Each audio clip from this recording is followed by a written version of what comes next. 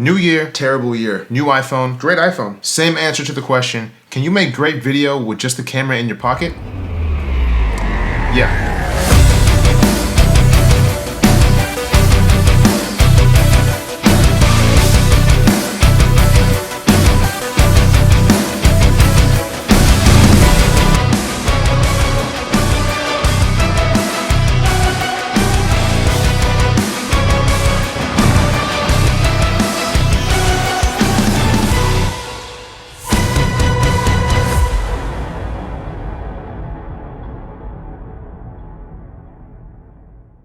What's good, YouTube? I'm Lanre, and all of that was shot on the iPhone 12 Pro Max.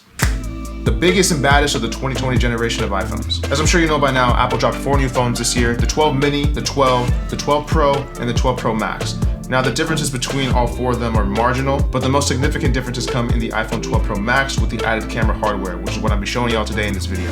I'm gonna go over my quick unboxing and first impressions, what I first saw when I opened this very slim new box, what's new in the 12, what upgrades Apple brought to the iPhones in 2020, and in casual settings, how does this iPhone camera hold up in an everyday use scenario? For pro shooters, how does this camera hold up in more rigorous settings and environments? And I'm gonna wrap this up with my final thoughts. Is the 12 Pro Max upgrade worth it? Is the 12 Pro upgrade worth it? And is the 12 upgrade at all worth it? Now, I love Apple products. I've had the iPhone since the 3G, and I always get excited when Apple drops new stuff. However, after years of us demanding a new iteration of the iPhone every single year, each new phone begins to feel less revolutionary with incremental updates like screen size or speed or a new iOS. But when the iPhone 11 dropped last year, that was the most excited I had been for an iPhone since they invented the selfie camera. And let me tell you why. I myself am a filmmaker, photographer, editor, software developer. I do a lot of things. But my main creative outlet is making videos and taking photos. So a lot of my friends who want to start a YouTube or just start filming something will come up to me and say, hey Lanre, what camera should I get? And they'll point to anything in the range of like a $900 point and shoot camera to like a $3,000 mirrorless camera, as if that's what they need to get started. And most of the time I'm just like, hey, you got an iPhone, right? Use the camera that's in your pocket. And to be honest, I don't think they take me seriously when I say that, but I'm dead serious. The camera in your pocket is more of a beast than you give it credit for. And for example, I shot this on an iPhone 7 and this on an iPhone 8 Plus. And this was back when Apple wasn't even putting all their effort into their iPhone camera. So when the iPhone 11 dropped with a brand new camera system and the best video in a smartphone by far, my jaw just went to the floor and I knew I had to get my hands on one. I thought if these phones were already beasts, imagine what these phones would be like. Now, before COVID broke the world, I was a live event and music festival photographer and videographer. And I got my iPhone 11 just in time for a gig that I booked with Shaquille O'Neal. You know, DJ Diesel. And I was surprised to see that some of the footage I got with an iPhone was actually usable content. And I used some of the clips from my iPhone in the final after movie that I delivered to him. This has been my phone for the last year, and I've been nothing short of impressed with the images that I've been able to capture with this. And I was really excited to see another game-changing revolution to the camera system in the iPhone 12. Did it happen? Kinda. Let's jump into it. Now, the iPhone 12 Pro Max came out last Friday along with the iPhone 12 mini. Now, I'm not MKBHD. I don't get my hands on these phones weeks in advance. So I was pretty excited, like a kid on Christmas, for my iPhone to come in the mail last Friday. Maybe too excited. I've been doing this all day. Ow. It's here. Okay. First impressions. So let me just so you can hear this. Ooh.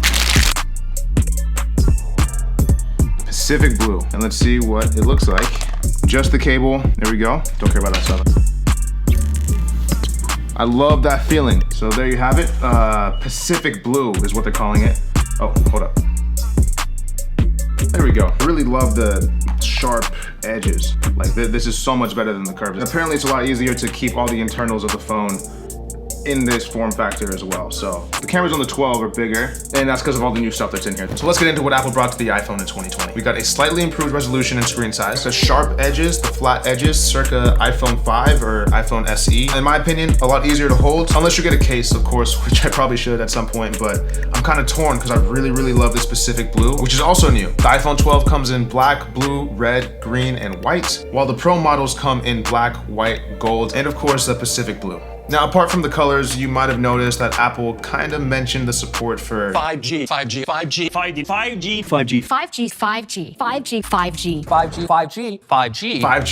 which, as big of a deal as they want to make it out to be, 5G isn't as widely available everywhere yet, so in most situations, your phone's not gonna be much faster than a 4G LTE enabled phone, so I wouldn't look too much into that. Now, another new feature is the MagSafe charger on the back, which charges your phone using these magnets like this. It's pretty fast, but obviously it doesn't come in the box. It's Apple, you're gonna have to pay for it. But if this is their reasoning for not putting a USB-C in the phone, I guess I'll take it. Actually, I take that back. There's no excuse. This should be USB-C. Apple also claims that the new ceramic shield on the top of the phone is gonna make the phone 4 times more shatterproof. Don't rely on that. Glass breaks, and this is no different. Get a case if you're concerned about breaking your phone. Okay, so now let's get into the real updates, which are these cameras. On all the iPhones from the Mini to the Max, we have 12 megapixel cameras on the back.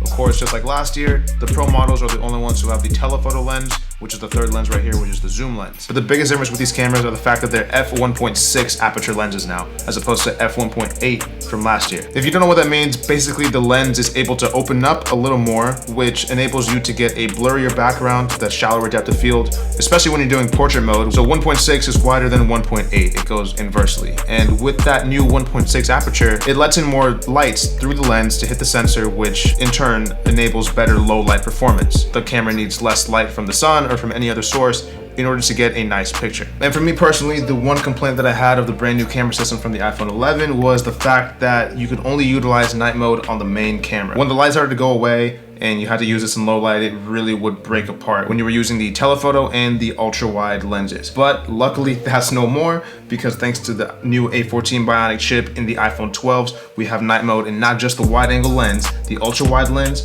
the telephoto lens, and the front facing camera all have night mode now, which is awesome. Now, once again, Apple has solidified themselves at the top of the smartphone video game, and it's not even close. Now, all of the new iPhones across the line are all capable of shooting Dolby Vision HDR 4K 10-bit video. So let me break that down for you if you're not a technical person or you're not a camera nerd like me. 10-bit refers to the color depth, which allows you to get richer, deeper colors out of the image in the iPhone. Now, for reference, this Sony a7 III that I'm shooting on right now only does 8 bits, so that should tell you a lot that this phone, this tiny phone, can do what my $3,000 camera setup can. HDR essentially allows you to grab more detail in the darkest shadows and the brightest highlights, and Dolby Vision has their own standard for how that should be interpreted by screens and how it should be edited by, big budget movies and things like that. And again, Apple is saving another hardware update for the iPhone 12 Pro Max, and that is the in-body stabilization that Apple is calling sensor shift. This really does a great job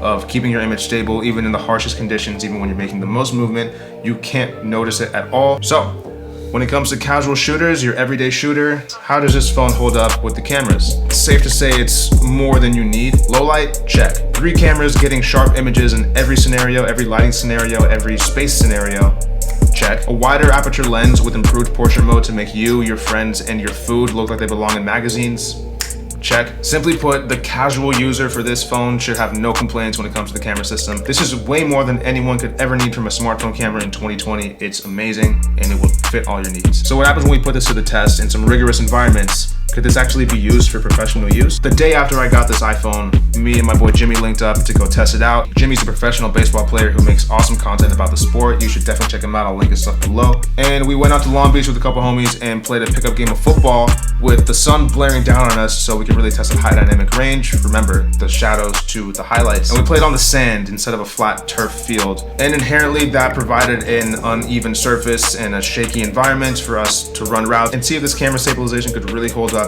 in those situations. Now, the majority of the route running footage you see here, I filmed on a DJI OM4, which is DJI's brand new smartphone gimbal. Now, this motorized gimbal paired with the in-body stabilization on the iPhone handled that environment perfectly. Didn't notice a single jitter or shake or anything in the actual shots. These shots were filmed with the native camera app, which is just the out-of-the-box camera app that you get in any iPhone. Now, these shots were filmed with an app called Filmmaker Pro, which I highly recommend if you want to get the most out of your iPhone camera or Android camera for video shooting. Now, as I said before, I did film most of the beach footage and the route running stuff on the gimbal, but I did want to see how the in-body sensor shift stabilization would handle similar movements just by holding the camera handheld. And I gotta say, when I immediately watched it, I couldn't tell which one was the gimbal and which one was just me holding it handheld. That's how good the in-body stabilization on this iPhone is. It's insane. So, final thoughts. This phone is a beast. It's powerful, it's amazing. The cameras are absolutely stunning. I'm really impressed with what Apple's been able to do, putting such a powerful video camera into something that fits in your pocket and you use for basically everything else every single day. Now, the highest end iPhone 12 Pro Max is gonna run you $1,400. That is not cheap. Do you need to get the max out iPhone? No, hell no. Even if you're a pro or a creator, I don't think it's worth spending the extra money as opposed to getting the iPhone 12 or the iPhone 12 Pro. And to go even further than that, there's really no need to get the 12 Pro over the 12 because, again, it's an incremental update. You get one more lens on the 12 Pro than you do on the 12, and other than that, they're essentially the same camera. Your returns start to diminish as you go up the iPhone 12 ladder, so to speak. Now, even further than that, do you need to get the iPhone 12 over the iPhone 11? For most people, for the vast majority of people, no. And for the vast majority of creators, the same thing, no. The iPhone 11 is still a very powerful, capable smartphone, and especially a very powerful, capable smartphone camera. As it stands, it's the second best video camera in a smartphone in the world, just next to this, which just came out. And like I said previously, the cameras in our pockets have been beasts for years. I know I've been glossing over this phone for the entire video, but I'm just in awe of what Apple's been able to do and how fast their technology is moving in the direction in which they're going. By no way am I saying that this is the phone that you need to have in 2020. This is almost overkill. This is overkill for the vast majority of users out there who are trying to make content or people who just want a phone. It's a great phone, it's amazing, don't get me wrong, but I wouldn't advise you getting it over the iPhone 11 if you don't need to. You don't need big fancy cameras, especially when you're just starting out. You need something that was going to film quality video, and this can film quality video. This can film quality video. We've seen you can get a great image out of the iPhone 12, obviously, but you can still get a similar image out of the iPhone 11. And you can still get a great image out of the iPhone 7. All that matters is how you use these cameras because they are all capable cameras. It's up to the creator to use them the right way. And yeah, that's my review of the iPhone 12. I appreciate you guys watching. You a real one for getting all the way to the end. This is my first time doing a tech review. I've been watching tech reviews for I don't know how long, for years. And it was really great to finally do one of my own. And I really do plan on doing this regularly in the future. Thank you for watching. My name is Lanre, and go make something today.